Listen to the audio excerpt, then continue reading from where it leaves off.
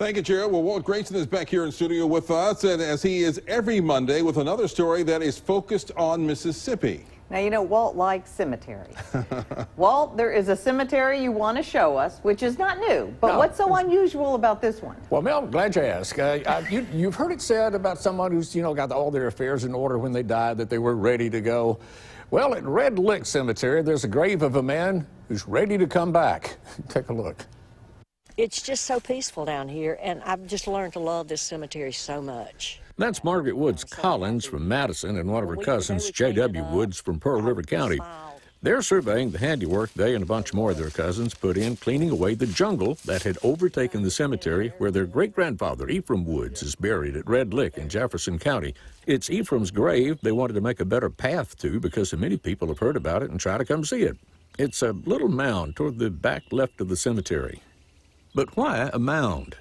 He wanted to be buried standing up so that when he met his maker, he would not have to stand up. He would be standing up face to face with his maker. Well, the story about Ephraim's unusual standing burial has been handed down in the family for generations. J.W.'s heard it all of his life.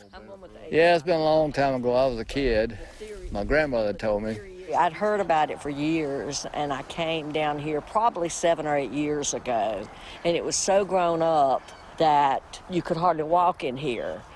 Well, enough talk went around the family that a few weeks ago, a bunch of the cousins with chainsaws and weed eaters came down and spent a day extracting the cemetery from the wilderness that had taken it over.